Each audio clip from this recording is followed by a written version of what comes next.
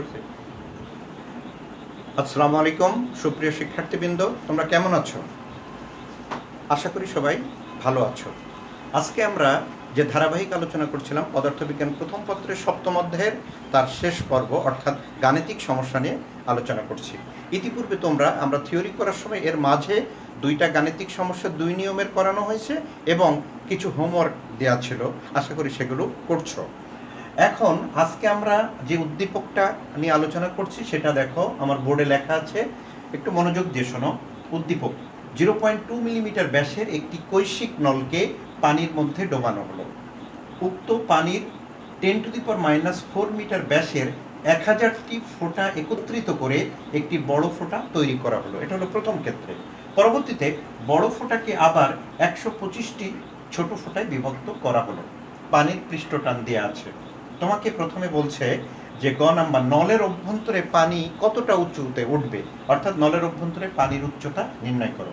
আর ঘ নম্বরে বলছে পানির ফোঁটার সংযোজন অথবা বিয়োজন। খেয়াল করো, প্রথমে কিন্তু সংযোজন হয়েছে এবং পরবর্তীতে বিয়োজন হয়েছে। সেই ক্ষেত্রে কোন ক্ষেত্রে শক্তিটা বেশি হবে সেটা গাণিতিকভাবে বিশ্লেষণ করতে বলছে। তাহলে শুরু করা যাক। গ নাম্বারে কি কি মান দেওয়া আছে দেখো। আমরা বলছে নলের ভিতরে পানির উচ্চতা নির্ণয় করো। তার পানির উচ্চতা নির্ণয়ের জন্য যে পৃষ্ঠটানের সূত্র H R rho G divided by 2। আচ্ছা, একটা জিনিস খেয়াল করো, এখানে কিন্তু 2 cos থিটা থাকে, কিন্তু উদ্দীপকে কোনো কিন্তু থিটার মান দেওয়া নাই। তার মানে এখানে ধরে নিয়ে যাচ্ছে পানি এবং যে নল কাচের ক্ষেত্রে অনেক সময় স্পর্শকোণ যে থিটা তার মান 0 ডিগ্রির কাছাকাছি বা 0 ধরা হয়, যে কারণে cos 0 মান 1। এই কারণে যদি থিটা দেওয়া না থাকে তাহলে সূত্রতে আর থিটা দেওয়ার প্রয়োজন নাই। তাহলে H R rho G by 2। তাহলে এখান থেকে আমরা এইচ এর মান বের করব twice T divided by R rho g. এবার দেখো তো কি কি মান দেওয়া আছে উদ্দীপকে। আমার টি এর মান দেওয়া আছে 72, এখানে দেওয়া আছে 72 ইন্টু 10⁻³ নিউটন পার মিটার টি এর মান। আর নলের ব্যাস অর্থাৎ আর ইকুয়াল টু ডি বাই 2। তার মানে এটাকে যদি আমি 0.2/2 এত মিলিমিটার, এটাকে মিটারে নিয়ে গেলে 0.1 ইন্টু 10⁻³ মিটার। আর পানির ঘনত্ব জানো 1000 কেজি পার মিটার কিউব। তোমাকে বের করতে হবে এইচ এর মান কত। তাহলে মানগুলো যদি আমরা বসাই দিই তাহলে কি পাই, 2 into 72 10⁻³ divided by 0.1 10⁻³ into 1000 into 9.8 হলো জি এর মান। তাহলে এখান থেকে আমরা এইচ এর যে মানটা পাবো, এটা ক্যালকুলেশন করলে তুমি এইচ এর মান পাবা 0.015 বা 14615 মিটার। তাহলে এটা হলো নলের ভিতরে তরল এত মিটার উচ্চতায় উঠবে। এটা হলো গ নম্বরের উত্তর। ঘ নম্বর কি বলছে দেখো, পানির ফোঁটা সংযোজন বা বিভাজনের ক্ষেত্রে। তাহলে প্রথম ক্ষেত্রে আমার সংযোজন হয়েছে, দ্বিতীয় ক্ষেত্রে হয়েছে বিভাজন। তাহলে সংযোজনটা কি, যে একটা বড় ফোঁটা কিন্তু 1000টা ছোট ফোঁটায় 1000টা ছোট ফোঁটা মিলে একটা বড় ফোঁটায়, তাহলে এটা সংযোজন হয়েছে। পরবর্তীতে বড় ফোঁটাটাকে আবার 125টি ছোট ফোঁটায় বিভক্ত করা হয়েছে। তাহলে ঘ নম্বর কি হবে একটু লক্ষ্য করো। ঘ নম্বরে আমরা বড় ফোঁটার ব্যাস দেয়া আছে, তো পানির এতটি ছোট মিলে একটা বড় ফোঁটায়। ঘ নম্বর এখানে কি দিয়ে আছে, উক্ত পানির 10⁻⁴ মিটার ব্যাসের 1000টি ফোঁটা মিলে একটি বড় ফোঁটা। তাহলে প্রথম ক্ষেত্রে আমরা করি সংযোজনের ক্ষেত্রে। তাহলে বড় ফোঁটার ব্যাস বের করতে হবে। তাহলে ছোট ফোঁটার ব্যাস দেওয়া আছে, ছোট ফোঁটার ব্যাস ছোট হাতে ডি ইকুয়াল টু 10⁻⁴ মিটার। অতএব ছোট ফোঁটার ব্যাসার্ধ আর ইকুয়াল টু ডি বাই 2, এটা হবে 0.5 ইন্টু 10⁻⁴ মিটার। এবার বলো বড় ফোঁটার ব্যাসার্ধ বড় আর ইকুয়াল টু হোয়াট, আর ফোটার সংখ্যা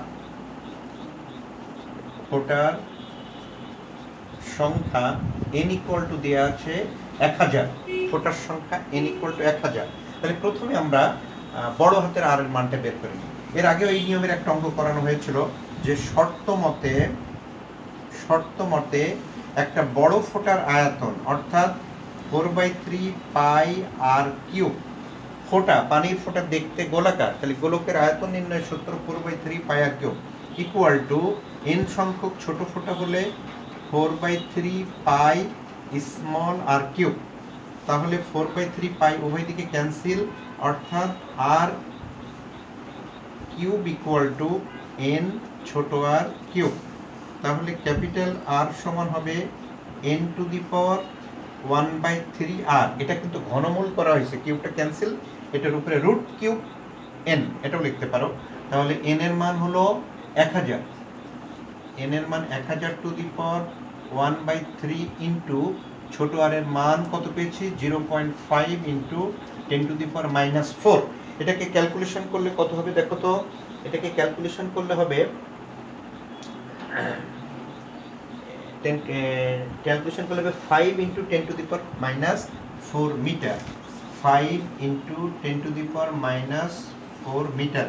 অবশ্যই ক্যালকুলেশনগুলো কিন্তু নিজেরা একটু প্র্যাকটিস করবে।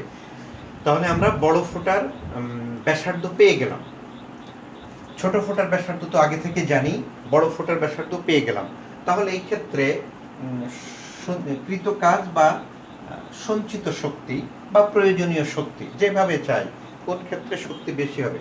সুতরাং সংযোজনের ক্ষেত্রে সঞ্চিত শক্তি বা প্রয়োজনীয়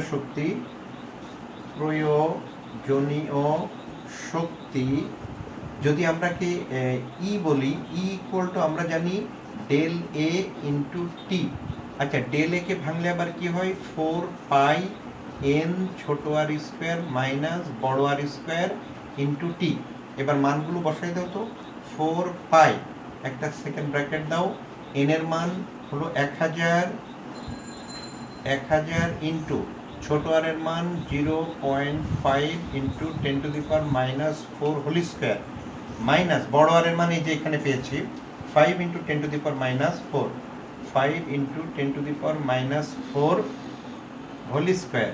এটা দেওয়ার পর এর সাথে আবার টি গুণ আছে, টি পৃষ্ঠটা দেখো দেওয়া আছে এখানে ব্র্যাকেটে দেওয়া আছে 72 into 10 to the power -72 into 10 to the power -3।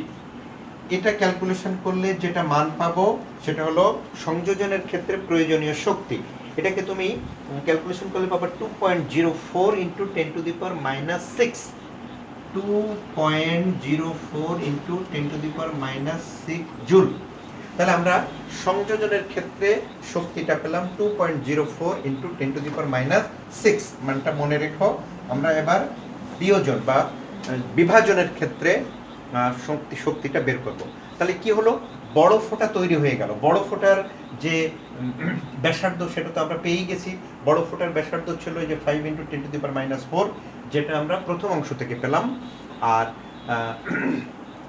এখন এই একটা বড় ফোঁটা দিয়ে আবার 125টা ছোট ফোঁটা তৈরি করা হয়েছে। তাহলে এখানে আবার কি হবে, এবার হলো বিভাজনের ক্ষেত্রে কি হলো দেখো, শক্তিটা বের করবো। আবার বিভাজনের ক্ষেত্রে একটু অঙ্কটা একটু বড়, যেহেতু দুই ক্ষেত্রে করা লাগছে বিভাজনের ক্ষেত্রে। তাহলে এখানে শর্ত মতে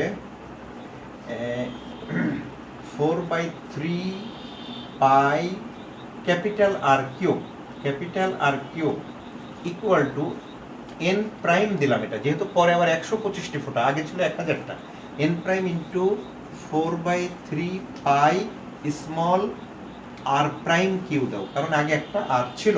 তাহলে এখান থেকে এবার বের করবা হলো স্মল আর প্রাইমের মান। তাহলে এখানে কি হলো যে R cube equal to N prime into R prime cube.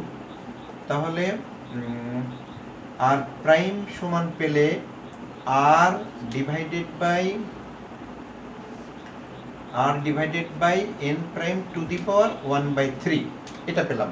তাহলে আর এর মান এর আগে যেটা পাইছিলে সেটা লিখবা, আর এখানে এন প্রাইম হলো 125টা, 125 টু দি পাওয়ার 1/3। আর এর মানটা এর আগে কত পেয়েছিলাম আমরা? 5 ইন্টু 10 টু দি পাওয়ার -4। তাহলে 5 into 10 to the power -4 divided by 125, মানে নিচে 5। তাহলে এটা ক্যালকুলেশন করলে হবে 1 ইন্টু 10 টু দি পাওয়ার -4। যেহেতু এটা 5 হয়, 5 5 কেটে গেল, তাহলে আর প্রাইম ইকুয়াল টু হবে 1 into 10 to the power -4 metre. এটা হলো দ্বিতীয় ক্ষেত্রে ছোট ফোঁটার ব্যাসার্ধ। এখন আবার প্রয়োজনীয় শক্তি বের করি। অতএব শক্তি, যদি এটাকে আমরা ই প্রাইম বলি, ই প্রাইম সেই একই জিনিস, ডেল এ ইন্টু টি। তাহলে ডেল এ কে ভাঙলে কি হলো? ডেল এ হলো 4 পাই, এখানে ডেল এ প্রাইম দাও যেহেতু ক্ষেত্রফলের আরটা চেঞ্জ ছিল, 4 পাই ইন্টু এন প্রাইম ছোট R prime square minus capital R square into T. তাহলে মানগুলো বসালে কি পাই? বা E prime equal to 4 pi, আবার সেকেন্ড ব্র্যাকেট দাও, এই ক্ষেত্রে এন প্রাইম হলো 125, আর আর প্রাইমের মান যেটা পেলাম 1 into 10 to the power -4 whole square minus capital R এর মান আগে যেটা ছিল 5 ইন্টু 10 টু দি পাওয়ার -4, 5, এই যে ক্যাপিটাল আর এর মান 10 to the power -4 whole square into T এর মান 72 ইন্টু 10 টু দি পাওয়ার -3। তাহলে এটা হলো ই প্রাইমের মান। আমরা এবার ক্যালকুলেশন করে পাবা 4 pi 125 -4 whole square 5 into 10 to the power এটা কি হলো 9.05 10 to the power -7, 9.05 10 to the power -7 joule. তাহলে এটা হলো বিভাজনের ক্ষেত্রে শক্তি। তাহলে আমরা কি পেলাম? সংযোজনের ক্ষেত্রে শক্তি হয়েছিল 2.04 10 টু দি পাওয়ার -6, আর বিভাজনের ক্ষেত্রে শক্তি হলো 9.05 10 টু দি পাওয়ার -7। তাহলে লক্ষ্য করছো যে এই ক্ষেত্রে শক্তিটা কম। তাহলে আমরা বলতে পারি, অর্থাৎ সংযোজনের ক্ষেত্রে শক্তির পরিমাণ বেশি হবে, সংযোজনের ক্ষেত্রে শক্তির পরিমাণ বেশি। তাহলে মন্তব্য এইভাবে লিখে দিতে পারো। সুতরাং আমরা এখান থেকে বলতে পারি যে অতএব ই গ্রেটার দেন ই প্রাইম, অর্থাৎ সংযোজনের ক্ষেত্রে শক্তির পরিমাণ বেশি। এই হলো তোমার অঙ্কটার আনসার। যা হোক, তাহলে খেয়াল করো, এখানে কিন্তু দুইটা ঘটনা আছে, একটা সংযোজনের ক্ষেত্রে আর একটা বিভাজনের ক্ষেত্রে। দুই ক্ষেত্রে বিশ্লেষণ করার পর আমরা মন্তব্যটা পেয়ে গেলাম। এবার আমরা পরবর্তী আর একটা উদ্দীপক লক্ষ্য করি।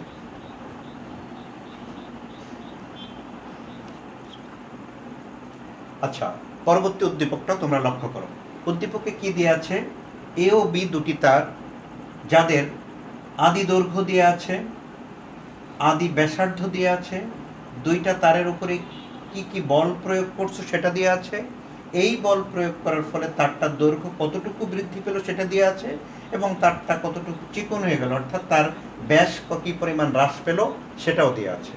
এখন আমরা এখান থেকে দেখো এককগুলো কিন্তু দেওয়া আছে, দৈর্ঘ্য মিটারে, ব্যাসার্ধ মিলিমিটারে, এটা নিউটন, মিলিমিটার। তোমাকে বলছে এ তারের পয়সনের অনুপাত নির্ণয় করো। তাহলে পয়সনের অনুপাত নির্ণয়ের সূত্রটা তোমরা নিশ্চয়ই জানো, সিগমা ইকুয়াল টু ছোট ডি বড় এল বাই বড় ডি ছোট এল, একটা মাইনাস আছে পয়সন অনুপাত। এখানে ছোট ডিটা হলো ব্যাস হ্রাস, বড় ডিটা হলো আদি ব্যাস, তারপরে বড় এল হলো আদি দৈর্ঘ্য, ছোট এল হলো দৈর্ঘ্য বৃদ্ধি। তোমাকে বলছে যে এ তারের পয়সন অনুপাতগুলো নির্ণয় করো। তাহলে এখানে বলো তো মানগুলো কি কি দেওয়া আছে? মানগুলো দেওয়া আছে মাইনাস ছোট ডি এর মান কত? এ তারের ব্যাস হ্রাস পেল কত? 0.005 মিলিমিটার, 0.005, এটাকে মিটারে নিয়ে যাচ্ছি, 10 টু দি পাওয়ার -3 মিটার। আচ্ছা, এ তারের আদি দৈর্ঘ্য কত দিয়ে আছে? এই যে এটা, এ তারের আদি দৈর্ঘ্য 0.8 মিটার। আচ্ছা, এ তারের আদি ব্যাস কত দিয়ে আছে? যদি আদি ব্যাস, বড় হাতের ডিটা কি দিয়ে আছে এখানে? এ তারের আদি ব্যাস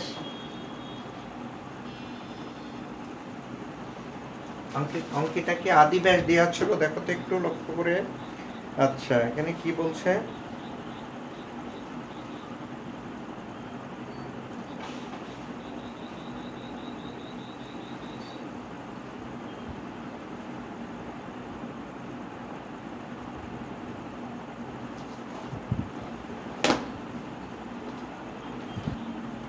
তাহলে লক্ষ্য করো, এ তারের আদি ব্যাসার্ধ দিয়েছিল 0.5 মিলিমিটার।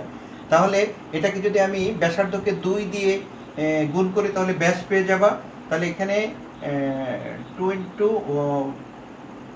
ব্যাস 2 ইন্টু 0.5 10⁻³ এটা হলো আদি ব্যাস। ব্যাসার্ধকে 2 দিয়ে গুণ করে এটাকে মিটারে নিয়ে গেলাম।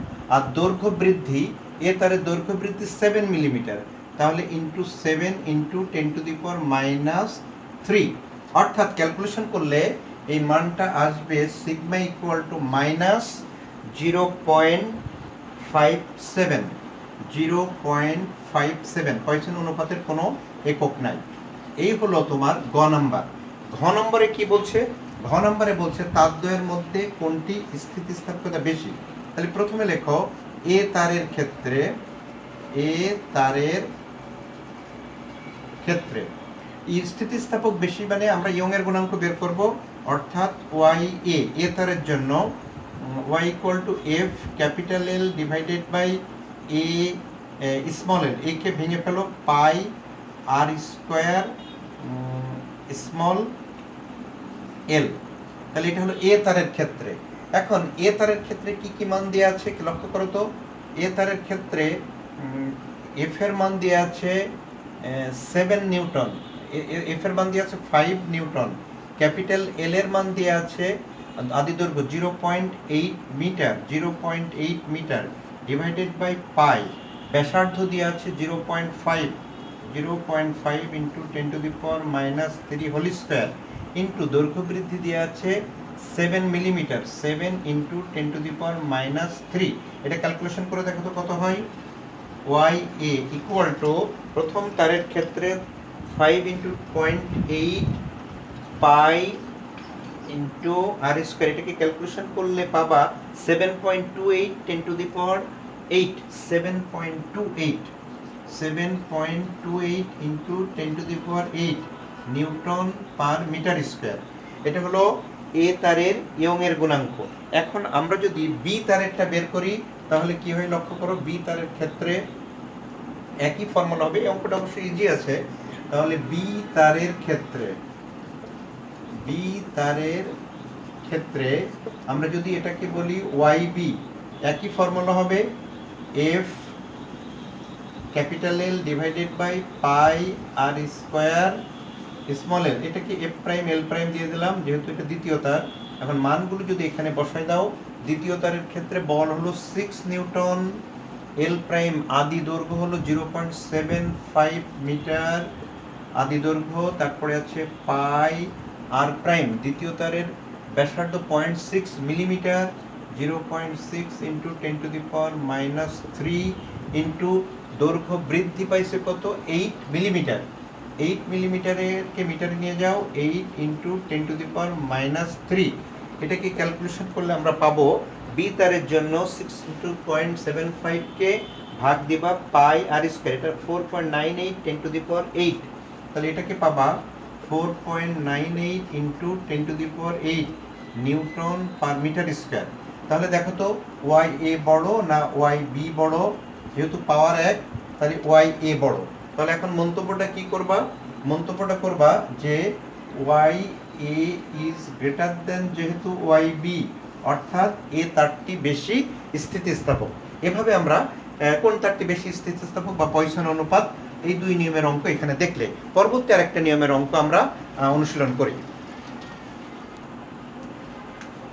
আচ্ছা, পরবর্তী উদ্দীপকটা দেখো। এখন আমরা ব্যাবর্তন গুণাঙ্কের একটা অঙ্ক করব এবং সান্দ্র বল নির্ণয়ের আরেকটা অঙ্ক করব।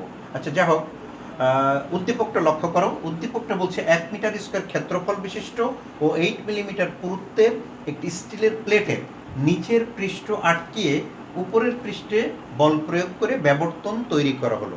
মানে মনে আছে জিনিসটা, ব্যবর্তন গুণাঙ্কটা একটা আয়তকার বস্তুটা যদি এরকম হয়, এর নিচের পৃষ্ঠ আটকে যদি উপরের পৃষ্ঠে বল প্রয়োগ করো তাহলে সেটা আবার এইভাবে বেঁকে যায়, সেখান থেকে আমরা ব্যবর্তন গুণাঙ্ক এবং ব্যবর্তন বিকৃতি এগুলো পেয়ে যাই। এখানে দেওয়া আছে স্টিলের ব্যবর্তন গুণাঙ্ক 8 × 10⁻10 নিউটন পার মিটার স্কোয়ার। তোমাকে বলছে কত বল প্রয়োগ করলে উল্লিখিত প্লেটের ব্যবর্তন বিকৃতি হবে 0.3। তাহলে আমরা গ নাম্বারের যে সূত্রটা, ব্যবর্তন গুণাঙ্ককে n দ্বারা লেখে n = f / a থিটা। এখানে দেখো f এর মান বের করতে বলছে, তাহলে আমরা এখান থেকে f লিখব n a থিটা, অর্থাৎ n এর মান ব্যবর্তন গুণাঙ্ক। স্টিলের ব্যবর্তন গুণাঙ্ক দেওয়া আছে 8 × 10⁻10 নিউটন পার মিটার স্কোয়ার। তারপরে এর ক্ষেত্রফল দেওয়া আছে a, এর ক্ষেত্রফল দেওয়া আছে কত, 1 মিটার স্কোয়ার, a হলো 1 মিটার স্কোয়ার। আর থিটার মান দেখো প্রশ্নে দেওয়া আছে এই যে 0.3, ব্যবর্তন বিকৃতি 0.3। তাহলে এই মানগুলো যদি এখানে বসাই দিই, 8 × 10⁻10 × 1 × 0.3, তাহলে এখান থেকে আমরা পাই 2.4 3 × 24 × 10⁻10 নিউটন। তাহলে এফ এর মান পেলাম এত নিউটন, অর্থাৎ 2.4 × 10⁻10 নিউটন। এত বল প্রয়োগ করলে উল্লেখিত প্লেটের ব্যবর্তন বিকৃতি 0.3 হবে। এবার বলছে প্লেটটিকে 8.5 newton second per metre square সান্দ্রতা সহগের তরলের মধ্যে 2 মিলিমিটার পুরু স্তরের উপরে স্থাপন করে 500 মিটার পার সেকেন্ড বেগে গতিশীল করতে একই বল প্রয়োগ করতে হবে কি? গাণিতিকভাবে বিশ্লেষণ করো। তাহলে ঘ নাম্বারের জন্য যে বল, সেই বলটাকে যদি আমরা এফ প্রাইম বলি, এফ প্রাইম = সূত্রটা কি, ইটা এ ডিভি বাই ডিওয়াই, সান্দ্রতা সহগ ক্ষেত্রফল, ডিভি বাই ডিওয়াই কে বলা হয় কি, ডিভি বাই ডিওয়াই হলো অন্তবেগ বা প্রান্তিক বেগ। আচ্ছা, এখন দেখো এখানে কি কি মান দেওয়া আছে। এটা সান্দ্রতা সহগ দেওয়া আছে কত, 8.5 newton second per metre square, এটা দেওয়া আছে। এ ক্ষেত্রফল দেওয়া আছে, ক্ষেত্রফল ওইটাই 1, ওই একই প্লেট তো 1 মিটার স্কোয়ার ক্ষেত্রফল। আর বেগ দেওয়া আছে ডিভি, খেয়াল করো ডিভি হলো 500 মিটার পার সেকেন্ড, এটা ডিভি = 500 মিটার পার সেকেন্ড। আর ডিওয়াই মানে পুরুত্ব, এই যে 2 মিলিমিটার পুরুত্ব, অর্থাৎ ডিওয়াই = 2 × 10⁻³ মিটার। তাহলে এই উদ্দীপক থেকে মানগুলো পেয়ে গেলাম।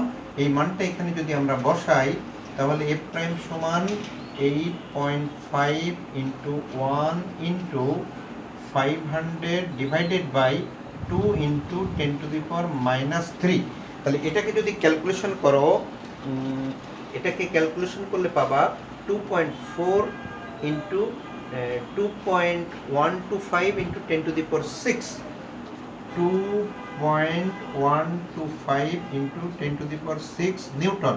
অর্থাৎ দ্বিতীয় ক্ষেত্রে যে বলটা পেলে সেই বলের মান হলো 2.125 × 10⁶। তাহলে কোন বলটা বড়, খেয়াল করো তো, এই বল আর আগের বলটা কি একই হলো? এটা ছিল 2.4 × 10⁻10, তাহলে দুই ক্ষেত্রে বল এক না, অতএব F not equal to F prime. তাহলে কোন বলটা বেশি? অবশ্যই উপরের বলটা বেশি। প্রথম ক্ষেত্রে প্রয়োগকৃত বলটা দ্বিতীয় ক্ষেত্রে প্রয়োগকৃত বলের চেয়ে বেশি হবে। এই হলো তোমার উদ্দীপক। তাহলে আমরা এই চ্যাপ্টারে কিন্তু আগে 2 নিয়মের 2টা অঙ্ক দেখিয়েছি, আজকে 3টা দেখলে, এবং তোমরা বোর্ডের যে অঙ্কগুলো এসছে এবং টেস্ট পেপারের বিভিন্ন কলেজের যে অঙ্কগুলো আসছে এই ধরনের সূত্রগুলো ব্যবহার করেই করা আছে, এগুলো একটু বেশি বেশি প্র্যাকটিস করবা। আমরা কিন্তু সপ্তম অধ্যায় আজকে এই পর্যন্ত আলোচনা শেষ করছি। যদি কোনো সমস্যা থাকে আমাকে জানাবা, পরবর্তী ক্লাসে দেখাবো। আর যদি সমস্যা না ফেস করো তাহলে আমরা পরবর্তী ক্লাসে নতুন অধ্যায়ে চলে যাব। সবাই ভালো থেকো, সুস্থ থাকো, ধন্যবাদ সবাইকে।